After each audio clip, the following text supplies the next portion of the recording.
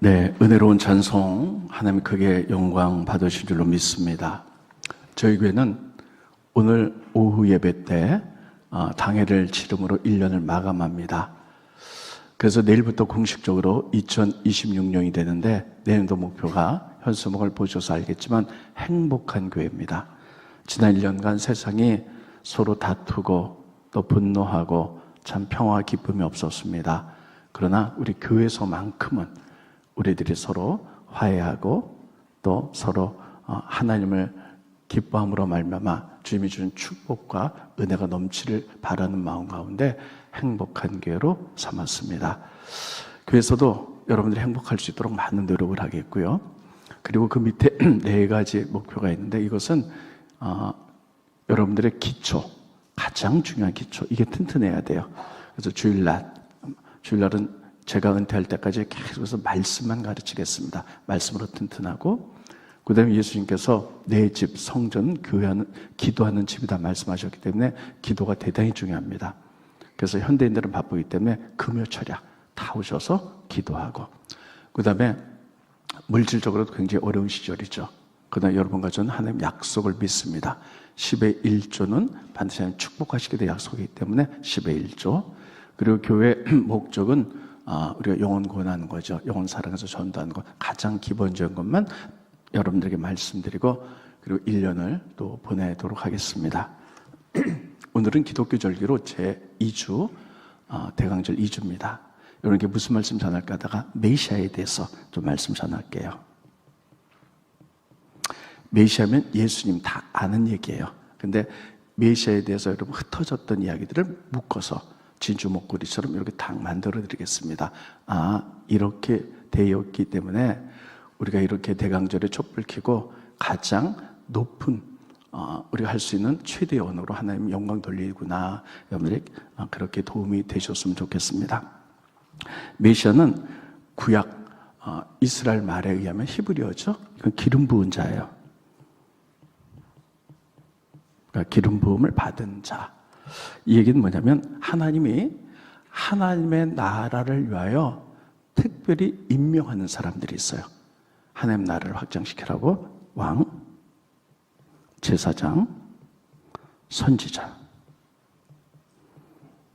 이런 분들은 특별히 왕은 이 땅의 백성들을 하나님 나라로 잘 통치할 수 있도록, 제사장들은 죄 많은 백성들을 죄를 씻어주는 행위, 선지자는 하나님 말씀으로 잘 사람들을 이끌어가서 특별히 하나님 말씀을 잘 이끌어가는 이러한 진로.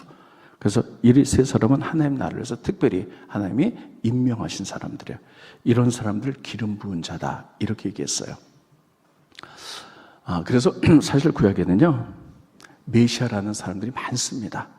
그래서 구약에 보면 왕들은 전부 다 메시아였어요. 왜냐하면 다 기름 부었기 때문이에요. 또 제사장도 많았죠. 제사장들도 기름 부어 세웠기 때문에 제사장들도 다 메시아라고 불렀습니다. 선지자들, 하나님의 말씀을 바로 전하는 이사야, 예레미야 모두 이런 선지자들도 기름 부었기 때문에 메시아다 이렇게 불러서 많은 메시아들이 있었어요. 그런데 여러분 신약에 오면서 여러분 왕은 왕의 역할만 감당했고요. 제사장은 제사장의 역할만, 선지자는 선지자 역할만 감당했어요. 그런데 이 땅에 예수님이 오셨어요. 그래서 예수님이 오셔서 왕으로서 우리를 다스리는 자, 제사장으로서 우리 죄를 용서하신 자, 선지자로서 우리를 말씀으로 가르치고 말씀으로 인도하는 자, 이렇게 통합해서 이 세 부류의 모든 기름 부은 자가 하나로 됐어요. 그래서 우리가 예수님을 이 시대의 왕 중의 왕, 메시아다 이렇게 한 분을 메시아로 부르는 거예요. 그래서 메시아는 히브리 말로 기름 부은 자인데요. 신약 성경은 헬라어로 써졌어요. 그래서 헬라어로 기름 부은 자가 메시아예요. 따르겠습니다. 메시아. 그래서 이 시대는 이렇게 예수 그리스도를 메시아 한 분으로 이렇게 부르게 됩니다. 그럼 구약 때 많은 메시아가 있었다 그랬죠. 왕에게 기름 붓고 모든 왕들, 제사장, 선지자들 다 메시아 기름 부은 자였어요. 이들과 예수님은 어떻게 연결되나 이런 부분을 중심으로 말씀을 전할 텐데 여러분이 잘 들으시면 신앙생활에 큰 유익이 있을 줄로 믿습니다. 첫 번째, 제사장들이에요. 제사장의 역할은 무엇입니까? 사람들이 죄를 졌을 때 그들이 죄를 용서하기 위해서 세워진 사람들이에요. 그래서 하나님이 그런 사람들을 특별히 임명했어요. 그래서 기름 부어서 모든 사람들이 죄를 용서하는 일을 네가 담당해라. 그래서 기름 부어서 요들이 메시아였는데요. 제사장들, 이들은 사람들의 죄의 용서를 위해서 사역을 감당했어요. 우리 이제 죄를 짓잖아요. 그러면 동물을 갖고 옵니다. 그러면 그 제사장 앞에서 내 자가 동물에게 들어가도록 안수를 해요. 그래서 그것을 죽여서 피를 뿌리면 제가 용서함 받았어요. 그래서 백성들에게 제가 용서함 받도록 이런 일들을 했던 게 제사장이었어요. 근데 여러분, 신약시대에 들어와서 예수님께서 우리 죄를 위해서 십자가에 피 흘려 돌아가셨죠. 우리 죄를 용서하셨어요. 그래서 과거, 현재, 미래의 모든 죄를 용서하시고 그래서 대신 돌아가셨어요. 그래서 예수님은 이 시대의 제사장이다, 기름 부자다, 메시아다, 이렇게 부르는 거예요. 자, 그런데 구약에 보면 제사장에는 두 종류의 제사장이 있었어요. 하나는 아론의 자손들, 레위지파죠. 그래서 모세를 통하여 하나님 이렇게 말씀하셨어요.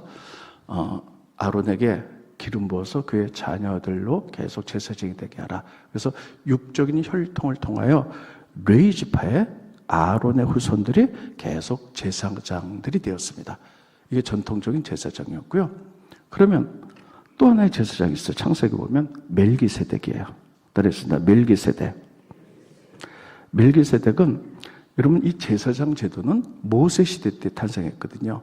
그럼 모세 시대 이전에는 제사장이 없었냐? 이전에 멜기세덱이라는 제사장이 있었다라고 성경은 그렇게 기록하고 있습니다. 창세기 보면 이런 얘기가 있죠. 아브라함이 전쟁을 통해서 승리하고 돌아옵니다. 그랬더니 살렘 왕, 그리고 거룩한 대제사장 멜기세덱이 나타나서 아브라함을 막 떡과 포도를 주면서 축복합니다. 그랬더니 아브라함이 감사해서 10의 1조를 그렇게 드리지요. 그래서 영원한 제사장 멜기세덱이었다, 이렇게 표현합니다. 스크린 보시죠. 창세기 보면 살레방, 그 당시 살렘은 예루살렘입니다. 그 당시 아직 그러니까 이스라엘 나라가 세워지기 전이었어요. 살레방 멜기세덱이 떡과 포도주를 가지고 나왔으니 그는 지극히 높으신 하나님의 제사장이었더라. 따르겠습니다. 지극히 높으신 하나님의 제사장이었더라. 그럼 멜기세덱은 어디서 툭 튀어나왔나? 그건 아무도 몰라요. 히브리서에 보면요, 이렇게 쓰고 있습니다. 그는 지극한 제사장이었는데 아비도 없고 어미도 없고 어디서 탄생했는지 모르는 높으신 하나님의 제사장이었더라, 이렇게 쓰고 있어요. 스크린 보십니다. 히브리서 보면 이 멜기세덱은 살렘 왕이요, 지극히 높으신 하나님의 제사장이라. 여러 왕을 쳐서 죽이고 돌아온 아브라함을 만나 복을 빈 자라. 아브라함이 모든 것의 10분의 1을 그에게 나누어 주니라. 멜기세덱의 뜻, 이름을 해석하면 먼저 그는 의의 왕이요, 다음은 살렘 왕이니 평강의 왕이다. 의의 왕, 평강의 왕. 이 제사장 멜기세덱이 왕이요, 아버지도 없고 어머니도 없고 족보도 없고 시작한 날도 없고 생명의 끝도 없어 하나님의 아들 예수님과 닮아서 항상 제사장으로 있느니라. 그러니까 예수님은요, 이 제사장 멜기세덱의 반차를 통해서 왔다는 거예요. 없느니라. 이 사람이 얼마나 높은가를 생각해봐라. 조상 아브라함도 노량물 중에 11조를 그에게 줄 만큼 하늘나라의 제사장이었다, 이렇게 얘기해요. 이게 멜기세덱이에요. 이는 여러분, 이 땅에 어떤 아비도 족보도 없이 그냥 어느 날 하늘에서 등장한 하나님의 제사장이었어요. 그런데 그를 통하여 예수 그리스도의 제사장의 반차를 갖고 이 땅에 오셨다, 이렇게 이야기를 하는 거예요. 그러니까 여러분, 혈통으로 보면 이 아론은 제사장, 원래 아론은 레위지파예요. 그런데 예수님은 사실은 유다지파잖아요. 12지파로 보면. 근데 그런 것도 상관없이 멜기세덱의 반차를 통하여 하나님의 높으신 제사장이다, 이렇게 이야기를 하고 있어요. 자, 그러면 구약의 제사장, 우리 죄를 용서하는 역할을 했죠. 예수님은 멜기세덱의 반차를 따라서 거룩한 제사장으로 오셔서 우리 죄를 피 흘려 돌아가셔서 우리를 용서하는 이러한 기름 부으신 제사장 메시아로 오셨다라고 첫 번째 그 역할을 이야기하고 있습니다. 두 번째는요, 왕으로 오셨어요. 따르겠습니다. 왕은 이 땅을 치리하고 다스리는 자들이죠. 지금으로 말하면 이제 대통령 같은 그러한 사람들이죠.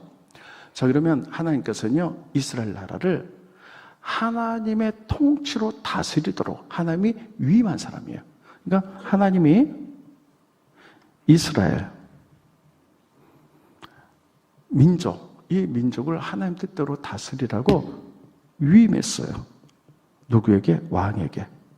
그래서 왕은요, 성경에 이렇게 돼서 왕들은 성경책을 항상 옆에 놓고 다 기록하면서 하나님 뜻을 생각하고 그 뜻대로 다스리라고 신명기에 그렇게 기록되어 있습니다. 그러면 하나님은 어떻게 다스리는가 알아야 되잖아요. 하나님 이 세상 어떻게 통치 나가는가? 성경에 보면 먼저 말씀부터 드릴게요. 하나님의 기초 보좌는 정의와 공의라 그랬어요.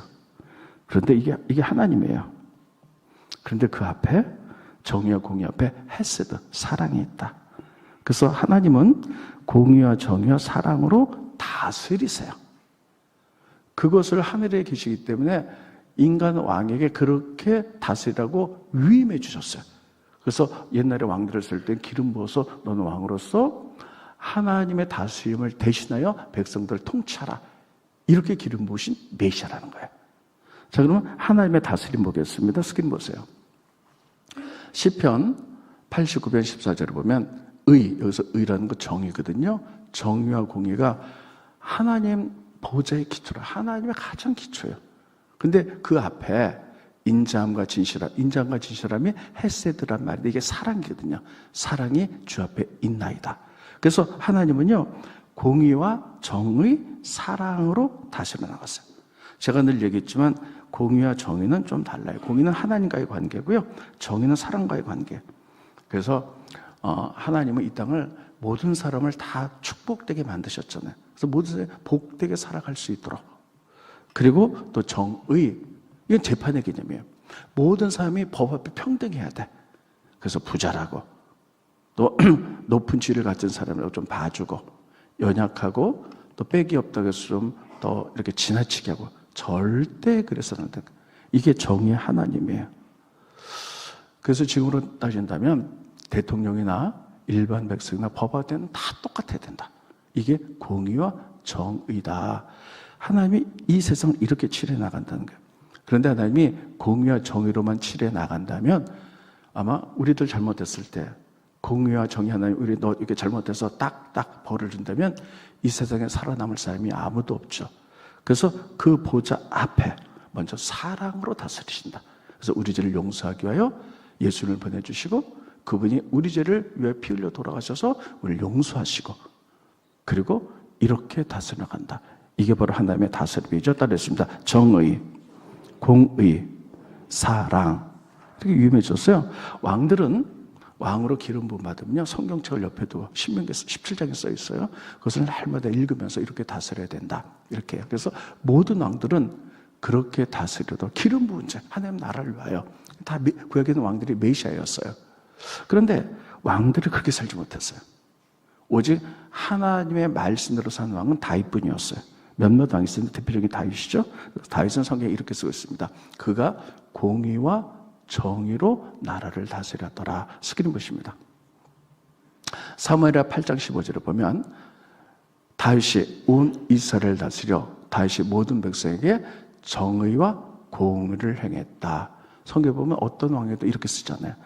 그래서 다윗이 가장 하나님 마음에 합하게 나라를 다스렸기 때문에 이스라엘 사람들은 메시아가 오면 다윗과 같은 메시아가 올 거다, 이렇게 생각들을 하고 기다렸던 거예요. 자, 그렇게 했는데 다윗이 한 가지 부족한 게 있었죠. 사실 공의와 정의로 다스리면 그 앞에 사랑이 있다. 사랑이기 때문에 사랑의 치리는 별로 하질 않았어요. 자, 이렇게 돼 있죠. 여러분, 이게 인간의 한계입니다. 인간의 한계예요. 이 세상의 모든 역사를 보면요, 하나님이 왕에게 기름 부어서 이렇게 하는데, 이 땅에 정말 많은 나라가 있고 많은 위정자 대통령이 있어요. 나름대로는 전부 다 공의와 정의를 외치면서 합니다. 그런데요, 그 가운데 얼마나 많은 부족함이 있어요. 서로 싸우고 죽이고 권력을 잡기 위해서 서로 공의와 정의를 말하지만 이렇게 하지를 못하는 이 현실을 보는 거예요. 하나님 너무 안타까웠어요. 여러분, 이 세상 여러분 잘 아시지만 이 세상에 보면 어떤 이데올로기로도 이 땅에 하나님의 나라를 완성시킬 수 없어요. 여러분 잘 아는 대로 산업혁명이 일어났죠, 영국에서. 그러니까 기계가 막 돌아가면서요, 부자는 점점 부자가 되고 노동자는 점점 가난해졌어요. 이게 부르주아의 엄청난 역사가 일어났어요.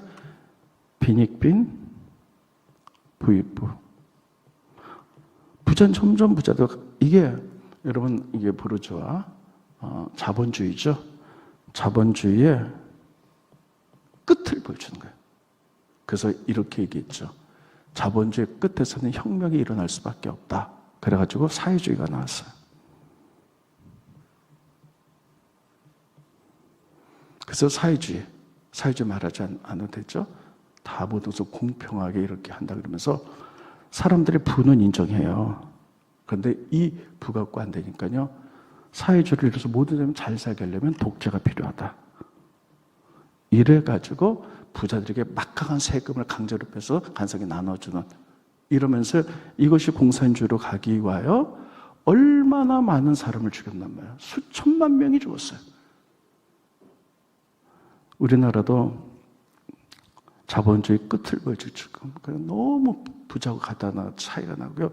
이렇게 되면 어떤 일들이 벌어질지 모르는, 그래서 지금 나라도 이렇게 공의가 이게 정의다 이렇게 외치지만요, 전 세계가 보여주고 있는 것은, 역사가 보여주는 거는, 그래서 인간의 이데올로기로는 어떠한 것도 하나님을 이룰 수가 없는 거예요.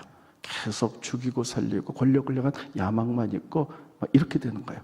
그래서 오죽하면 요한계시록은 보면 마지막 때에 하나님의 나라가 위에서부터 만들어서 이 땅에 내려온다 이렇게 돼 있어요. 이 땅에 많은 사람들이 공의를 외치고 정의를 외치지만 이게 인간의 한계입니다. 인간의 한계예요. 이스라엘 그 많은 왕들이 기름 붓고 성경을 쓰면서 왕으로서 위치를 가르쳤지만 결국은 그렇게 못했어요. 하나님을 이룰 수가 없던 거죠.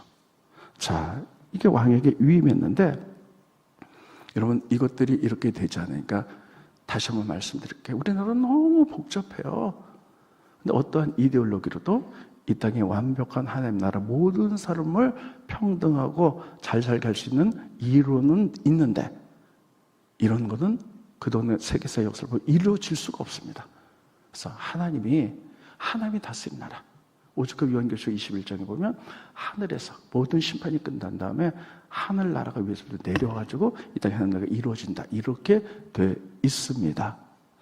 우리가 아무튼 이것을 통해서요, 이런 왕으로서 이 땅을 정말 공의와 정의와 사랑으로 이끌어가기 위해서 왕으로 오신 분이 예수님인 줄 믿으시기 바랍니다.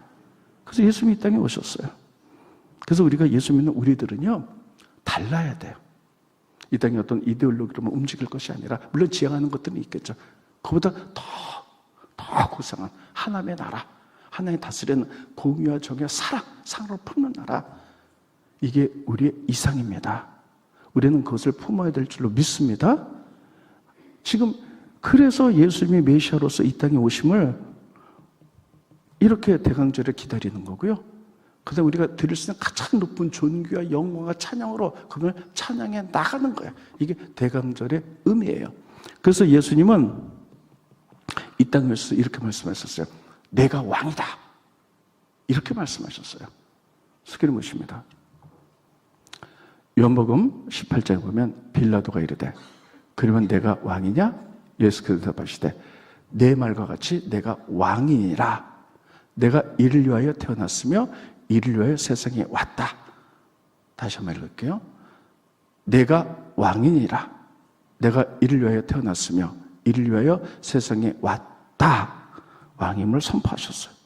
이 땅에 어떠한 것으로도 하나님의 지으신 이 세상에 하나님을 세울 수가 없다는 거예요. 인간의 탐욕과 권력에 대한 이런 것들 때문에.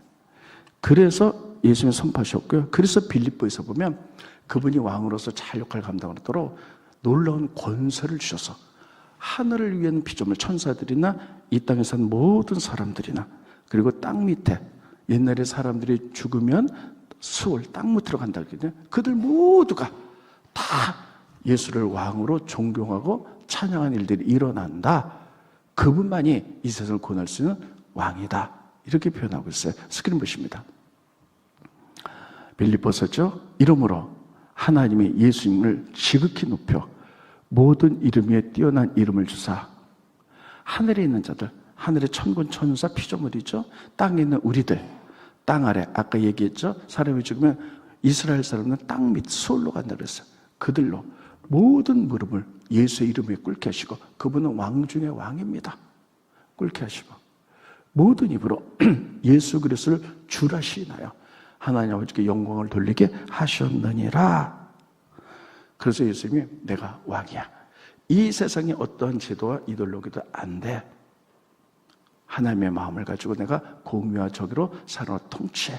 내가 이를 위해서 태어났고 이를 위해서 이 땅에 왔어. 이렇게 말하고요.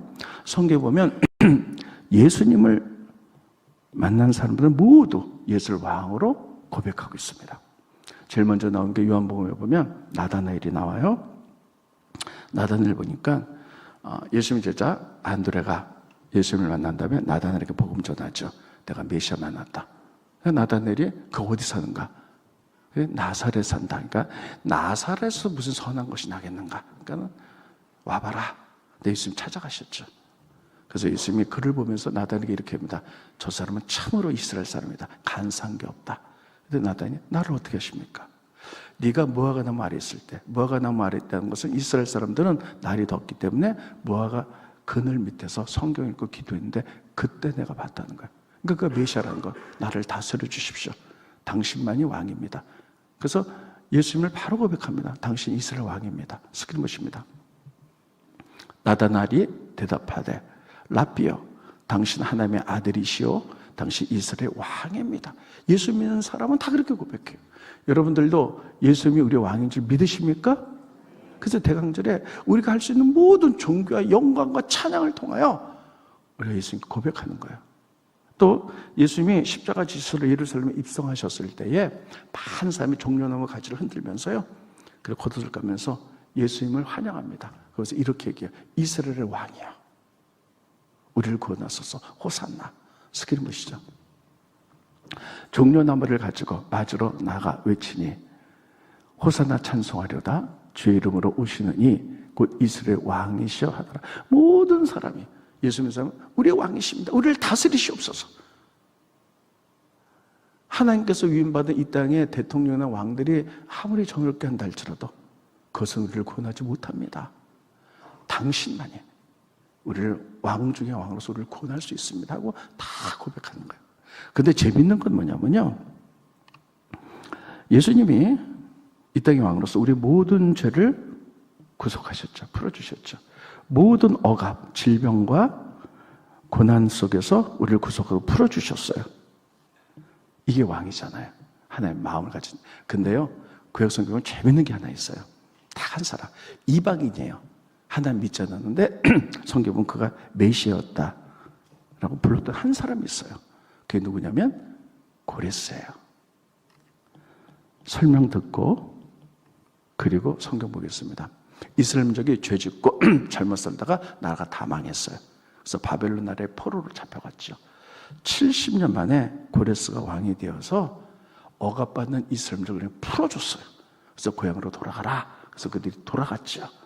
그래서 그는 예수 믿지 않았지만, 하나님 믿지 않았지만 우리를 억압에서 노예에서 풀어준 사람, 마치 메시아 같은 역할을 했다. 왕으로서 정의와 공의를 했다.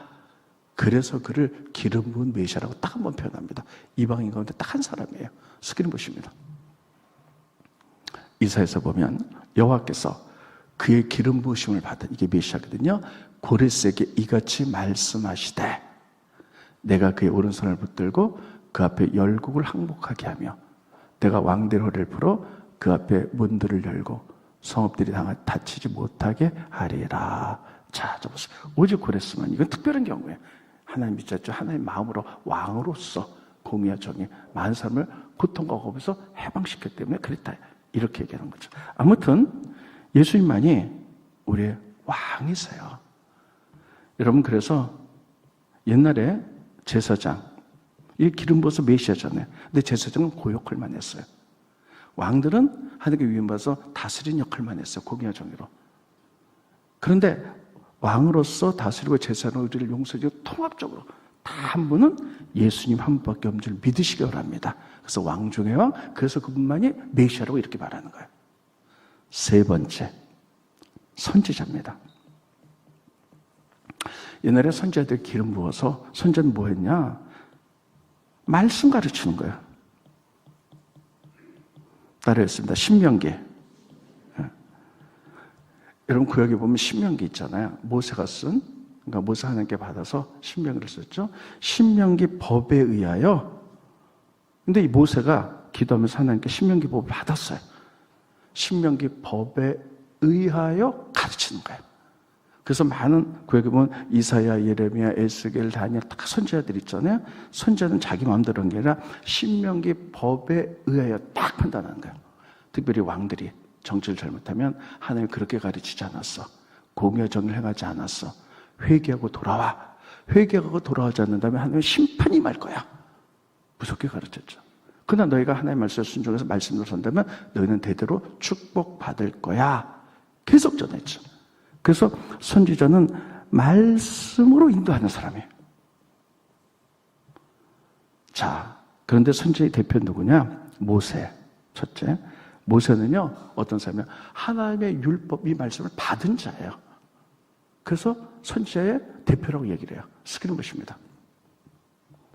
신명기 보면 그 후에 이스라엘에 모세 같은 선지자가 일어나지 못하였나니, 모세를 선지자로 보는 거죠. 두 번째, 엘리야가 위대한 선지자예요. 엘리야. 여러분, 엘리야 아시죠? 이제는 엘리야 얘기는 하지 않겠습니다. 하나님 말씀대로 대단한 일들을 했던 사람이에요. 그래서 오죽하면 구약의 가장 마지막 말라기, 신약 마태복음 시작하기 전에 예수님이 이 땅에 메시아가 올 텐데 엘리야가 먼저 오겠다. 선지자죠. 근데 그 엘리야는 사실은 요한을 가르치는 거죠. 자, 스크린 보시죠. 말라기 4장, 보라, 여호와의 크고 두려운 날이 이르기 전에, 그 얘기 뭐냐면 예수님이 이 땅에 오시기 전에 내가 선지자 엘리야를 너에게 보내리니, 따로 있습니다. 선지자 엘리야. 그래서 구약의 선지자의 대표면 모세와 엘리야예요. 따로 있습니다. 모세, 엘리야 대표거든요. 근데 이들이 아주 유명한 신약의 말씀이 있어요. 따로 있습니다. 변화산. 굉장히 중요한 이야기입니다. 예수님이 제자들과 변화산에 올라갔어요. 베드로, 야고, 요한 세 사람을 데리고 올라갔는데 갑자기 구름이 쫙 끼더니 하나 임재하면서요, 이들의 옷이 정말 하얗게 다 변했어요. 그리고 하늘에서 쫙 내려오는데 모세하고 엘리야가 내려와요. 스크린 보십니다. 문득 두 사람이 예수와 함께 말하니 이는 모세, 엘리야라. 자, 보세요. 모세가 이게 누구의 상징이라고요? 선지자. 말씀으로 인도하시는 분. 그러니까 막 여러분, 이 베드로가 너무 정신이 없어서 막 그거 보면서 막 황홀해갖고, 어이구, 이들이 올라가니까 예수님, 내가 모세와 엘리야 예수님을 통해서 때문에 여기서 초막 셋을 짓겠어. 막 이렇게 얘기했죠. 그때 하늘에서 소리가 들려요. 그 제자에게 너희는 예수님 말씀을 들어라. 스크린 보십니다. 구름 속에서 소리가 났어 이르되 이는 나의 아들 곧 택함을 받은 자니 너희는 그의 말 예수의 말을 들으라 따르라. 얘기는 뭡니까? 메시아이기 때문에 따르라는 얘기도 있지만요, 선지자 모세와 엘리야의 최고의 율법을 완성한 분이기 때문에 그분은 선지자로서 너희를 인도해 나갈 거기 때문에 그의 말을 따르라는 거예요. 그래서 예수님의 선지자의 사명, 기름 부은 자로서의 사명을 보여주고 있는 거예요. 그럼 우리는 이걸 잘못 생각할 수 있어요. 그럼 예수님이 모세, 엘리야처럼 선지자 중에 한 사람인가? 아니죠. 모세 율법을 만들었는데 성경은 예수님 율법의 완성이다 이렇게 표현합니다. 스크린 보십니다. 두 군데 볼게요. 마태복음. 내가 율법이나 선지자를 배우러 온 줄로 생각하지 말라. 배우러 온 것이 아니라 완전하게 마무리하려고 왔다. 또 로마서 한 군데 봅니다. 로마서 10장 4절. 그리스도는 모든 믿는 자에게 의를 이루게요 율법의 마침. 따라서 율법의 마침. 그럼 율법의 완성이에요. 예수님 오시면 다 하나의 말씀. 그래서 오직 예수님이 메시아이기 때문에 그의 말을 들으라 하는 것도 있지만 구약에 많은 사람에게 기름 부었는데 모세가 엘리야가 나타난 것처럼 그분은 선지자의 완성이야. 그분은 너희들 말씀을 인도할 거기 때문에 그분의 말을 들으라는 거예요. 이렇게 말하고 있어요. 그래서 예수님은 완전한 기름은 선지자였다 라고 이렇게 표현하고 있습니다. 말씀을 정돈할게요. 우리는 지금은 메시아 예수님 한 분만 보지만 구약에는 왕, 하나님의 나라에서 특별히 하나님이 임명해서 하나님 나라를 세우라고 기름 부은 사람들이 있어요. 왕, 제사장, 선지자예요. 그런데 이를 다 기름 부어서 다 선지자들이 많은데 왕은 다스리는 자잖아요. 그런데 왕은 하나님의 공의와 정의와 사랑으로 다스려 그 역할을 했죠. 제사장은 사람들의 죄를 용서하기 위해서 그 역할을 했죠. 선지자는 말씀을 가르치는 그 역할을 했죠. 이건 죄. 그런데 이것을 통합해서 이 땅에 오셔서 우리 죄를 위해서 십자가 돌아가서 제사장 역할을 완전히 감당하시고 우리의 왕이 돼서 우리를 말씀과 기도와 그리고 공의와 정의와 사랑으로 다스리시고 우리를 말씀으로 이끌어가도록 말씀으로 가르친 분, 새 모든 메시아의 통합으로 오신 분이 예수님인 줄 믿으시기 바랍니다. 그래서 그분이 왕 중에 왕이요 메시아 중에 메시아라서 우리들이 그분을 그렇게 기다리는 겁니다. 우리의 구세주기 때문에. 우리들이 이렇게 대강절에 촛불을 켜면 매 한 달 전부터 기다리는 것은 우리가 우리를 구원하는 그분이기 때문에 우리들이 아무리 우리가 높일 수 있는 최고의 목소리로 우리가 올려드릴 수 있는 최고의 존귀로 영광을 올려드린다 해도 부족해요. 그래서 우리가 이렇게 대강절부터 촛불을 켜고 그분이 누구인지를 가르치고 그분의 말씀에 순종할 것을 또 찬양하며 이렇게 살아갑니다. 그분이 왕 중에 왕이라는 사실을 유일한 메시아라는 사실을 기억하면서 그분을 찬양하며 보는 절기가 되기를 예수님의 이름으로 축원드리겠습니다. 기도하겠습니다. 고마우신 주님 은혜를 감사함을 드립니다. 대강절 제2주입니다. 하나님 이 땅에 왕으로서 제사장으로서 선지로서 완벽하게 우리를 치료하시고 왕으로서 제사장으로서 우리 죄를 용서하시며 선지로서 우리의 모든 부분에게 말씀을 가르치시는 메시아로 오셨음을 우리가 감사하며 또 우리가 할 수 있는 모든 종교 영광을 함께 올려드리는 대강절을 기쁨으로 보낼 수 있도록 도와주시고 그리고 예수님 탄생 그날 가장 기뻐하는 저희들 될 수 있도록 인도하여 주시옵소서. 예수님의 이름으로 기도합니다. 아멘.